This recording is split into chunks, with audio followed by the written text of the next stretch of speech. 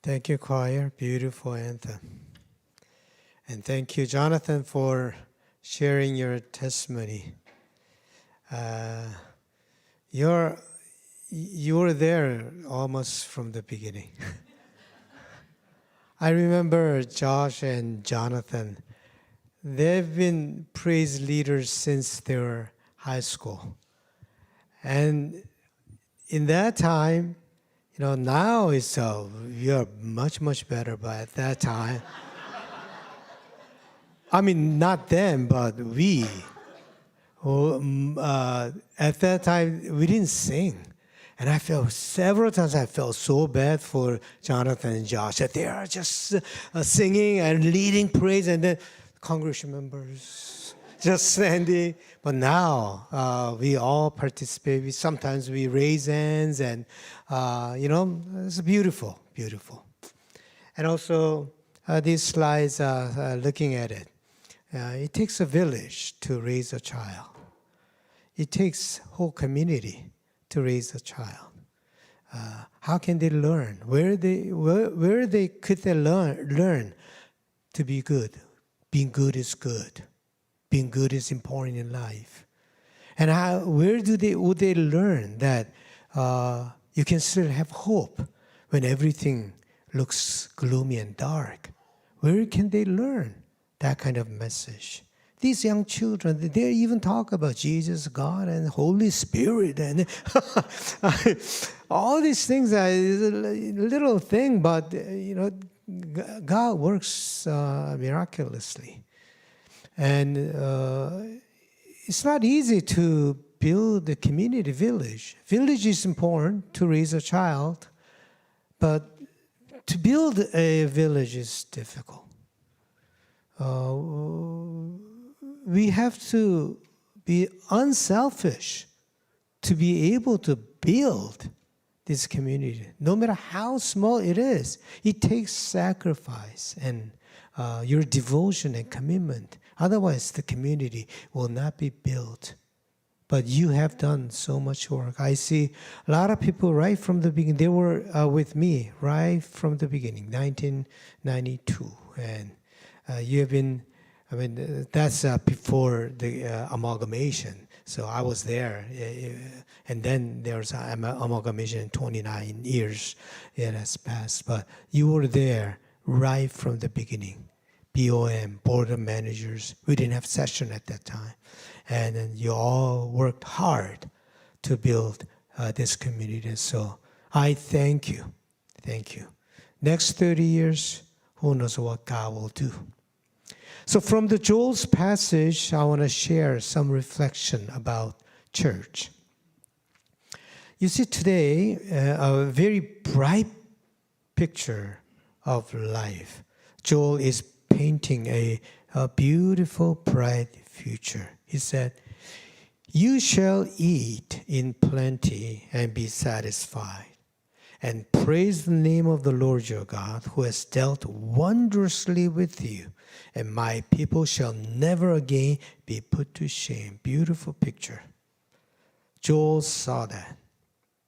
But actually, when Joel prophesied this message, life at that time was not that easy. Natural disaster, locust, ate everything, whole field, whole crops, all of them. It's all destroyed.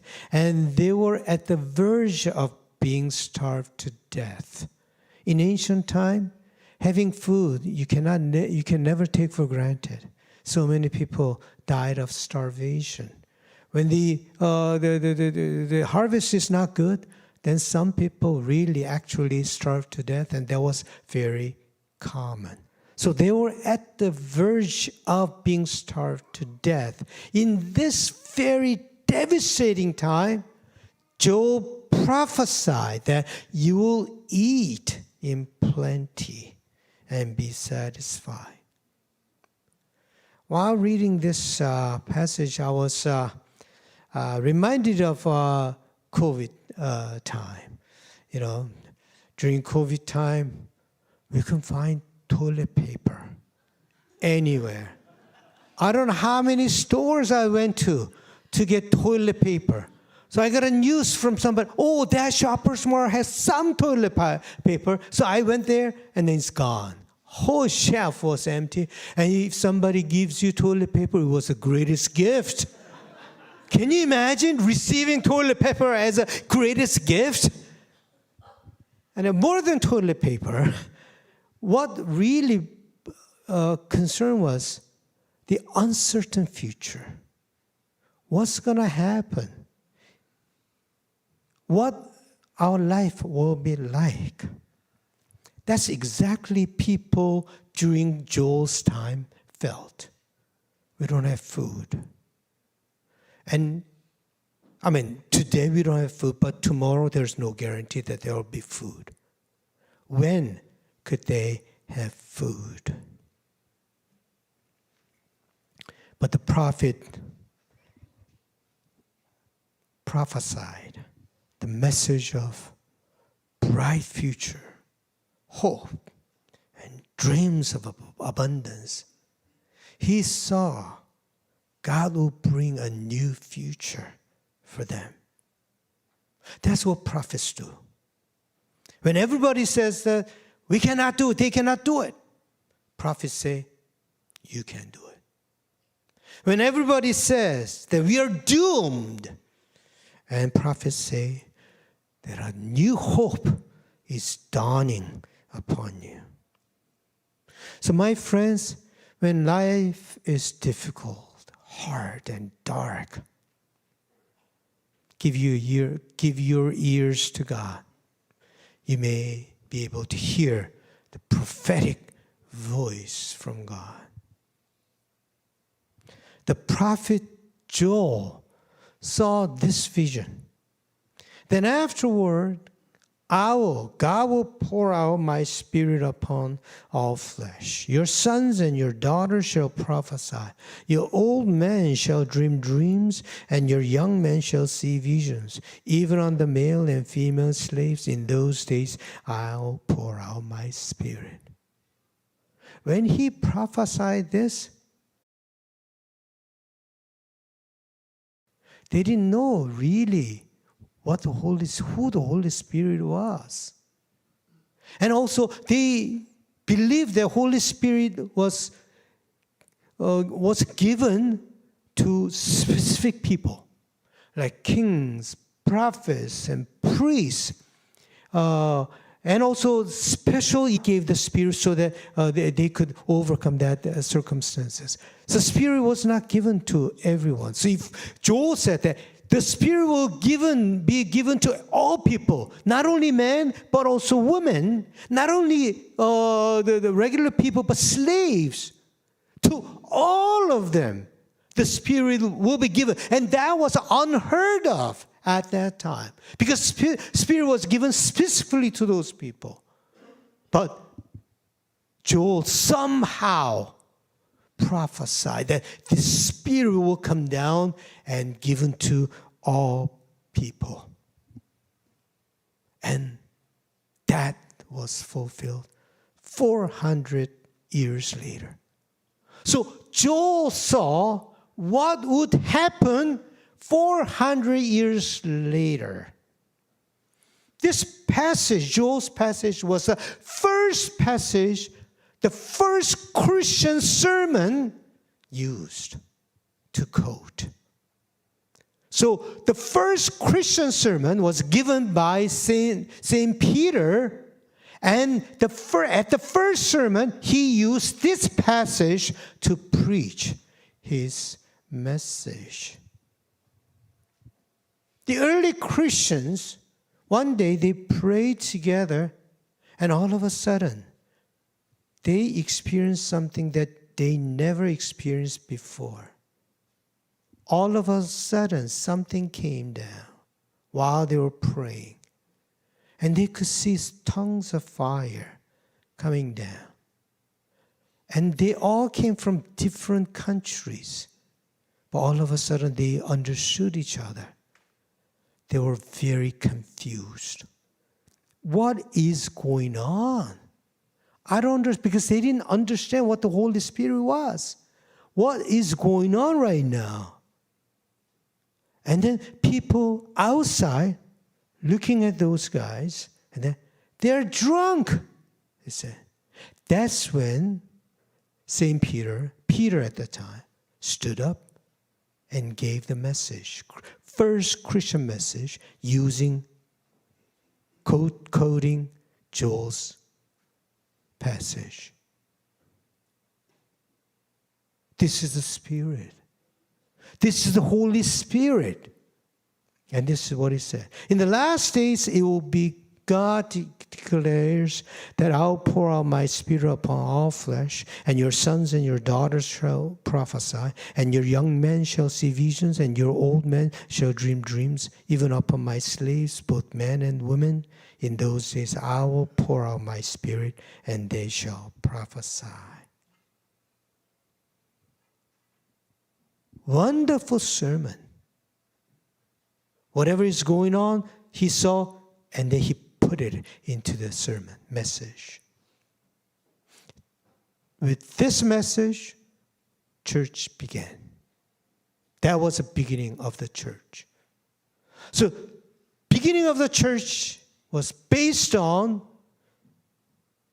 Joel's prophecy being fulfilled. That was what Jesus said just before he left this world. But you will receive power when the Holy Spirit has come upon you. Jesus prophesied that the Holy Spirit will come upon you. And a few days later, that happened. When the Holy Spirit comes down on you, you will receive power.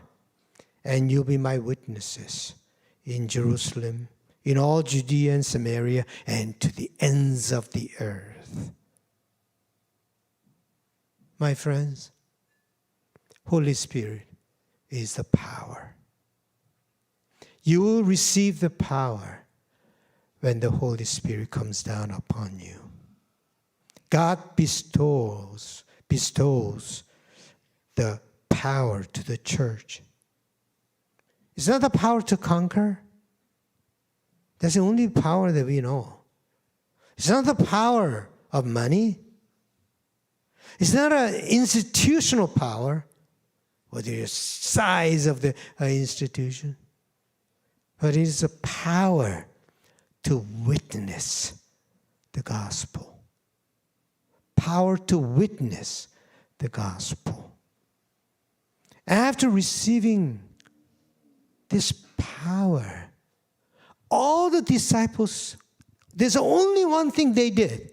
All the disciples started witnessing the good news. They became God's witnesses. That is the power of the church. We are all witnesses of God. We are all witnesses of good news. When times are dark, we do not fall into despair. We become witnesses of hope. When injustice prevails in this world, we do not give in. We become witnesses of justice. When the truth is ignored, we do not compromise with the untruth. We become witnesses of God's message. Church all over the world are going through a very difficult time. After KSM service during lunch, there was a minister who came from Korea. And he told me, even churches in Korea are struggling, shrinking, like radically. The Presbyterian Church in Canada is also diminishing. There are only 2 people at Knox College who are studying Master of Divinity. The degree that you need to be a minister, there are only 2 people in entire college. When I went to the college, there were 40 people just in my class. But now there are only 2 people. So to deal with, seeing all this declining, the Presbyterian Church in Canada chose 10 people across Canada. And the Presbyterian Church in Canada gave all the power to these 10 people to make decisions about funding, finance, and church's model, and then future. So they chose 10 people. And they asked me to be one of them, one of 10 people. And I'm very honored in some ways, but I'm very burdened. What decision can I make? How do we turn around this declining trend? We Christians are living in a very difficult time. Everywhere you go, probably you'll be minorities. Even high school students, when you go to school, you'll be minorities. Just a few days ago, I was driving Nora and Zoe and Charlie, and they said, 할아버지, my friend so-and-so doesn't believe in God. And then immediately, Zoe, oh yeah, my friend also doesn't believe in God. And then they started saying, all of them are not believing in God. I don't know. So that will be the trend. Everywhere you go, you'll be a special breed. Oh, you believe in God? You go to church? Why? That's what they will ask. That's the trend. That's the world. But don't follow the trend. You're not called to follow the world. You're called to be disciples of Jesus Christ. Stand up for what you believe. Don't, with insecurity, don't try to act and live like people in the world. Churches went through many stages. God looks silent, but God is not doing anything. Just because He's silent, that doesn't mean that He's not doing anything. God works when church is big and famous and popular and everybody comes and all that. God works in that environment. But when the church is so small, only 2-3 people left, and then no power whatsoever, God was still working with them. When I went to Madagascar, I preached in front of 8,000 people. The church is filled with people. But when I went to China, only 5-6 people gathered together in the house, but they worship God with fervent spirit. And then little girls like, not little girls, but little ladies like Jocelyn Sage, and they, like 5 of them came to me, and then I taught them. They write down every single thing. Why? Because soon they are leaving to other villages to be witnesses. They just came back from doing that. So God works in all kinds of stages, all kinds of environment. God works. Just because right now Christianity is not popular, God is not popular, don't follow the trend. You lose everything. What we believe is the truth. We do not follow the trend.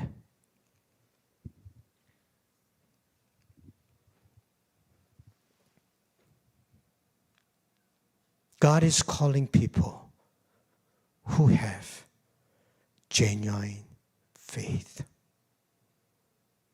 Even now, God is calling people to have faith.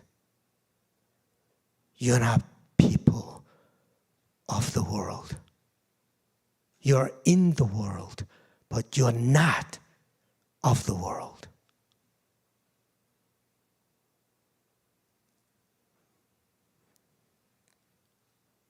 God will pour out His Spirit upon them. God will give them the message. God is preparing witnesses of His good news. In the end, God will renew the world. I want you to be there as faith people in the end.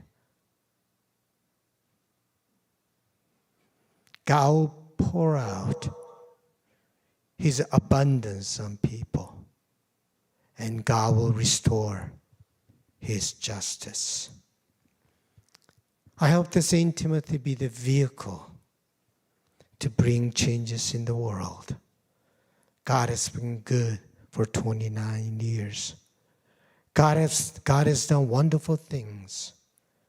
We never know what God will do. God's work is always mysterious. At first, Christians behind the locked door, they were trembling in fear. They didn't know. They didn't want to get out. So they locked the door. They were behind the doors.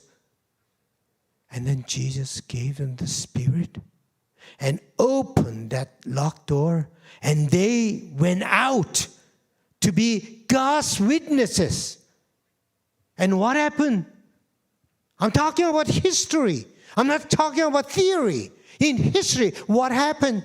They went out and be the witnesses of God. And Europe, whole Europe, Africa, America, Asia, all over the world, the good news swept through all of the world. That's what happened. That's a mystery. That's what God did in history. Isn't it wonderful? Isn't it mysterious? The same God will work that mystery through those who have faith in God. Don't be tempted to use worldly power. That's what crusade did. Big mistake. But depend on the power of the Spirit. God is searching very, very hard for people who truly have genuine faith.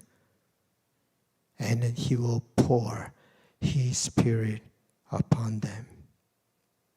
Let us be God's witnesses. You will be blessed. And others will be blessed through you, and you will become channel of blessing. There's nothing you can do. There's nothing you need to do. Just have faith in God and wait. Then Spirit will come upon you, and you will know what to do. Because Spirit will tell you what to do. That's all you need to do. Faith in God and wait, and the Spirit will come upon you and tell you what to do. Let us be God's witnesses. I believe in the power of the Spirit. I believe the church has that power of the Spirit. We are Christians. Be proud of being Christians. We can overcome any challenges.